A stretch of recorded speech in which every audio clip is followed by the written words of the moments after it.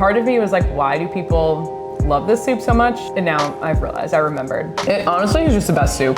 Like there's no better soup.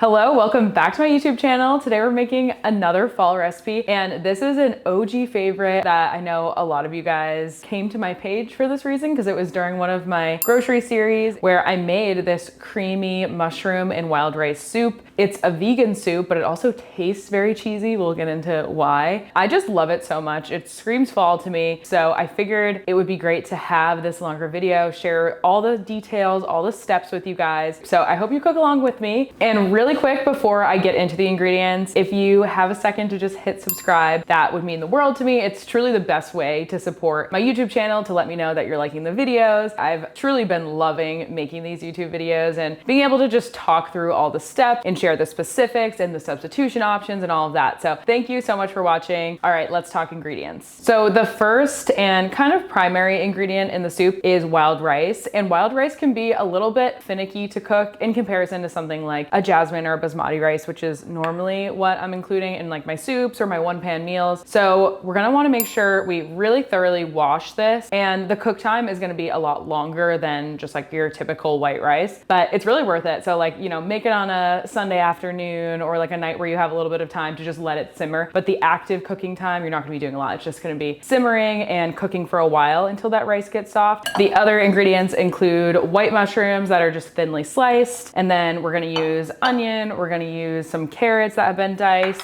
I minced 4 garlic cloves. I've got about a cup of chopped kale. For spices, we're gonna do just salt, thyme, and black pepper. Very, very simple. You're gonna get a lot of flavor from the nutritional yeast in this recipe. Nutritional yeast, I use it all the time. I love it so much. It's how I keep a lot of my recipes dairy-free with still giving that kind of cheesy flavor. We're also gonna be using coconut milk, which helps with the creaminess. It contributes to that kind of like cheesy, creamy flavor that you really look for in like a cozy fall soup. So we're gonna use about half a can. We're gonna use vegetable broth, a little bit of coconut aminos that ups the saltiness and some more of that flavor. And last thing is some tapioca or arrowroot starch. You could also use cornstarch. This helps to thicken up the soup. So those are all the ingredients. It feels like there's a lot of them, but it's basically all vegetables. It just has so much good stuff in there, and I'm excited to make it. So as you can see, I did my veggie prep ahead of time so I can just get right to explaining it. So let's get cooking.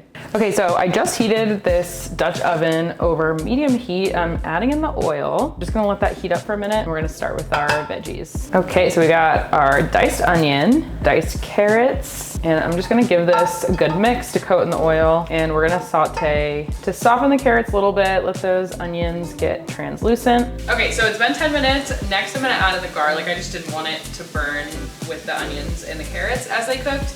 And then I'm also gonna go in with all the mushrooms. This is like 3.5 cups of mushrooms, which is 10 ounces, pretty thinly sliced. So we're gonna add that to the pot now. Okay, so we got the garlic and mushrooms. This is like one of the recipes that made me fall in love with mushrooms, honestly, because I never was that big of a fan. It's just so good. So you wanna mix to coat this in the oil as well. And we're gonna let this simmer again for about 10 minutes. You really just want all your veggies to get nice and soft so they're ready for the other components. Okay, that cooked down for about 10 minutes. I'm just going in with that salt, black pepper, and thyme, and I just wanna coat everything. Let it get aromatic. That's just like about 2 to 3 minutes. You'll be able to really smell the thyme. Everything already does smell so good. I love how it's caramelizing, like even the mushrooms are getting a little bit of brown on there. Now I'm gonna add in the starch, and at the same time I'm adding in our nutritional yeast. There's a good amount of nutritional yeast in this recipe, but there's a reason. Like you really taste it when you get a lot of that cheesy flavor. So I'm adding in both now. Coat everything once again, and just keep mixing until all of the dry has been like soaked up. And I know it looks kind of weird, but stick with me because it's correct. Okay, and now cover everything with your veggie broth. This is 3 1/4 cup, and then I'm also supplementing with a 1/2 cup of water. You could do, if you just have a 32 ounce container of broth, feel free to just use that. And now half of the coconut milk can. If you have those hardened pieces, that's totally fine. Those will melt down. We've got 2 tablespoons of coconut aminos. And then we are adding in the wild rice that we rinsed. Okay, so give that a mix. Like I said, the coconut milk will melt down. I actually have in the recipe to add the coconut milk after this step, which you can do. I just added it in with all the liquid at once. It won't make a huge difference either way. Now let's put the lid on and bring this to a boil. Okay, so we are at a boil. I'm just gonna give this a stir to make sure nothing's stuck. It smells really, really good. What we're gonna do is reduce the heat to medium low, and then we're gonna let this cook for about an hour covered, and it does take a while. Like I mentioned, wild rice just takes a long time to cook, but it's worth it. Like, this recipe is so worth the cook time. All right, so I'm gonna leave this and I'll see you guys in an hour.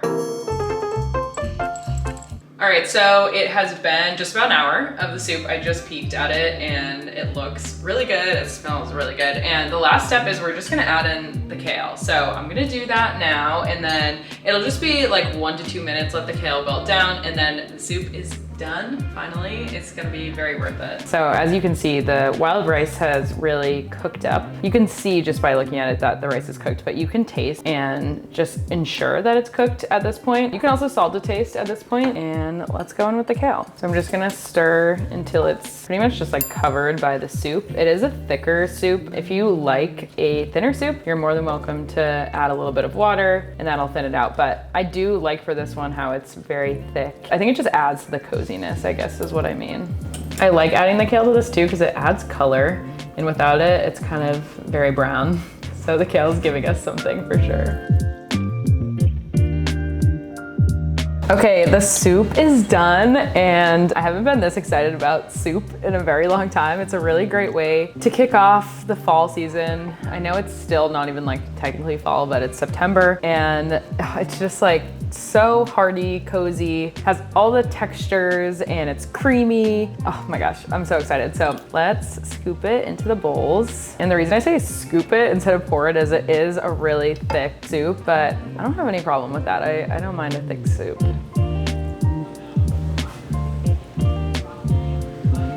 I also got to use some of the vegetables from my CSA for this one, which is extra fun to find ways to use all of that up. It's almost over for the year, which I'm sad about.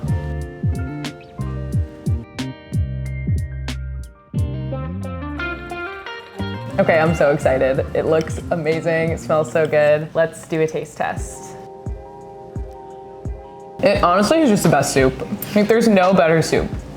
I know there are so many of you guys, if you've been following me for a while, that have made this, make it in your own kitchen on repeat. Love it so much, and I honestly haven't made it in so long that part of me was like, why do people love this soup so much? And now I've realized, I remembered. It's just so good. And you can also freeze it as well. So if you wanted to make a pot of this on Sunday, freeze some of it and just like defrost when you need a cozy meal. Just such a great soup to have made. Well, thank you guys so much for watching another YouTube video. I just love cooking with you, talking about all the details of the recipe, explaining kind of why things are in there or why things are not in there. Just so much fun to be able to do these longer videos. So please subscribe. It is the best way to support my YouTube channel or my content. Let me know what you're thinking of the videos. Leave me a comment. I am open to any requests, but definitely you can expect more fall, cozy, party recipes. We're gonna get our veggies and protein in too, but I've really enjoyed making this one. Thank you for watching. Go join my newsletter on Substack and follow me on Instagram, TikTok, Pinterest, Facebook, wherever you are, but get on the newsletter because I send out recaps of everything that I made during the week. I send helpful guides